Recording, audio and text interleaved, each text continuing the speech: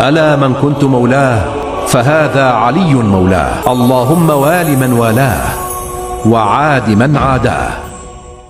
Asad Hussein, and I'm 20 years old, and I've come from a majority Sunni background.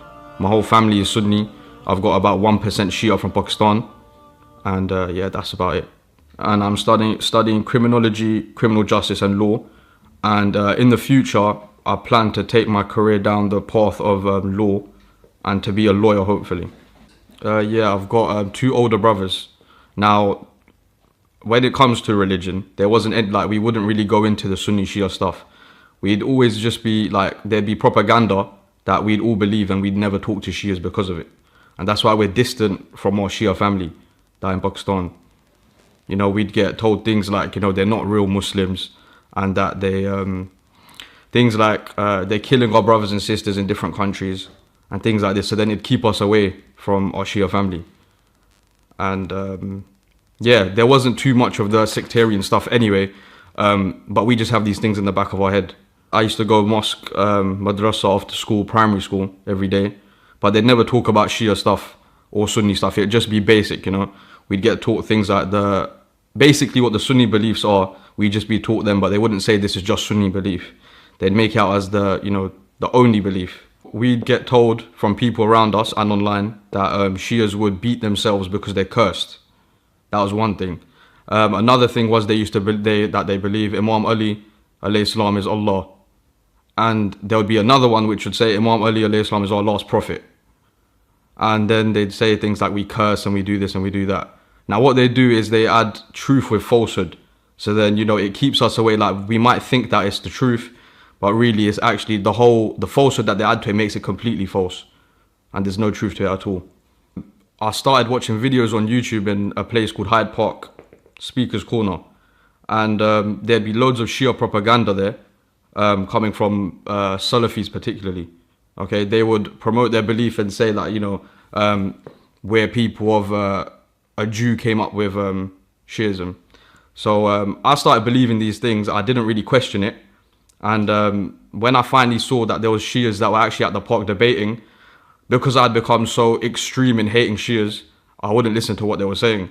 So anything they brought, I would reject it and say that, you know, they're liars, they're not Muslim, because we'd get put into our head that Shias are just like, they're not Muslim and they're trying to destroy us. I tried to contact the Shias that were at the park, and at first when I contacted them, it was just on a hate type of thing. You know, I would just mock them and insult them. And then when I actually did start speaking to them, you know, things started opening up, and I started questioning more and more. I started researching. I started looking at PDFs of like Sunni hadith that were compiled and not actually shown to the Sunni community, you know.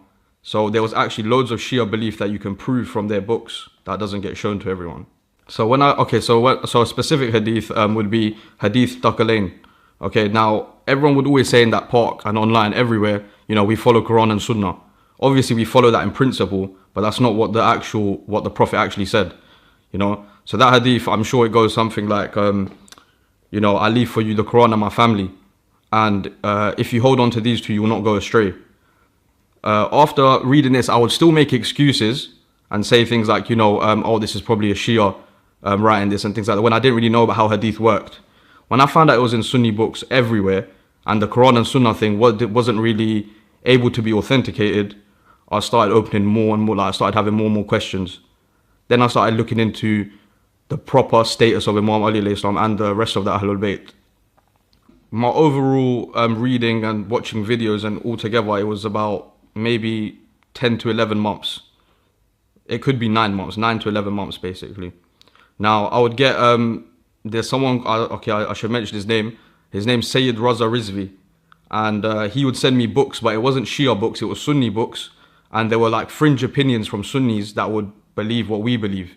You know, because there's people that say, you know, that's not from Sunnis at all. You know, for example, some people could believe that Imam Ali was greater than the other 3. Now, not everyone believes that, obviously, but there were people that did. So when I started looking into that, I started realizing that it's not just a Shia view. It was a Sunni view also, but then I was still making excuses and going, you know, the people that did fight Imam Ali alayhi salam, the people that did go against him just made mistakes. And then obviously in the Quran, Surah 33 verse 33 says that Allah purifies the Ahlul Bayt. Now, a logical argument in my head was, why would I follow people that are imperfect and can sin versus people that won't sin or can't sin? After about 7 to 8 months, when I was speaking to that to Sayyid Raza Rizvi, I wasn't admitting it that it was actually making a difference. I kept still trying to make excuses. I said to him I'd never become Shia in my entire life. And then about 1-2 more months down the line, I think about it every night. How can I follow these people after I know what they've done? So, and what the Quran says, that Allah chooses leaders on this earth. It's not by a shura, it's not by, councils and things like this, So all these things added together made me think I can't be on the truth. And it was just something that was never shown to us. I woke up one day and I called him and I said that I can't do this anymore. I've been thinking about it for too long and I can't stay a Sunni because it doesn't make sense. It doesn't make sense for me to be a Sunni and not follow the Ahlul Bayt. And then there is some people that do claim they do follow, but then I don't believe you can follow the Ahlul Bayt and the people that went against them, together side by side. Okay, so for example, the first caliph and the second caliph, the first caliph stole the Prophet's daughter's land, Fadak. Now, Sunnis would think that this is impossible, because he's the greatest person after the Prophet and the best friend of the Prophet. This would never happen.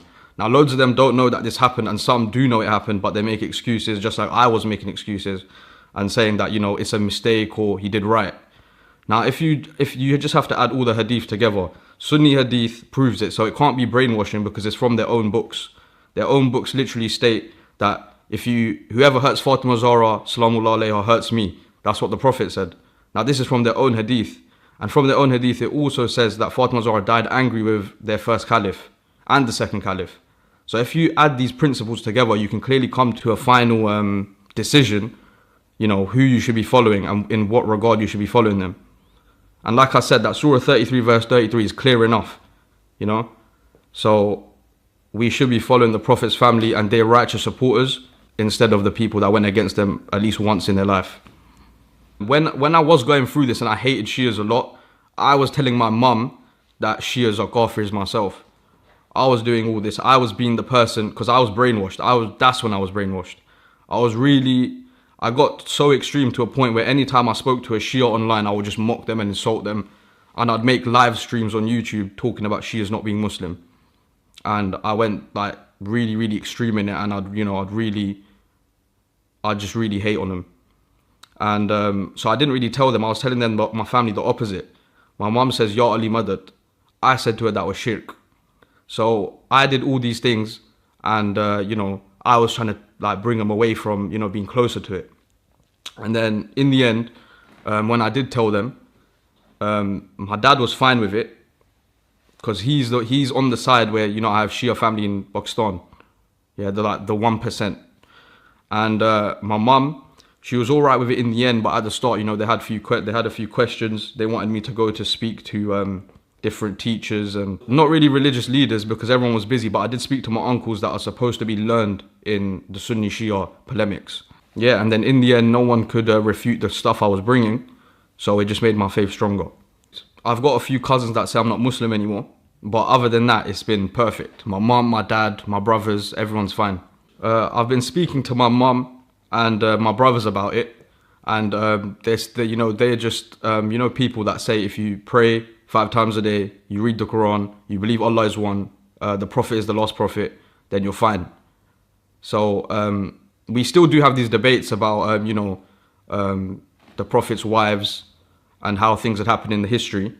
And when it does get to that, things do get a bit heated and stuff because they're elders and they don't really they weren't told these things, so they think it's just out of a random Shia book. So we can get to some conclusions, like we've had some progress, some people that did fight Imam Ali. Me and my family have come to the conclusion that they're not Muslim, and these were people that they respected before. Okay, so as a Sunni, all we saw it as was people, the cursed people are beating themselves and they're not Muslim, and that's all we saw it as. We didn't see it as mourning for the Prophet's family or nothing like that. We just saw it as extreme behavior and fake Muslims. Then as a Shia, I went to Marble Arch and then I did go down to Tooting. And it was when I saw it from this point of view, it was different. because then I knew why everyone was mourning. And I also did go down to Birmingham, and it was like I felt a lot different, you know, because I knew who they were mourning for, why they were mourning, and it just felt a lot different than when I saw it as a Sunni. There was this thing that we used to debate when I was researching about Imam Hussein alayhi salam sacrificing himself and the 72 martyrs with him. And the Sunni argument would be, why would Imam Hussein go to Kufa and get himself killed?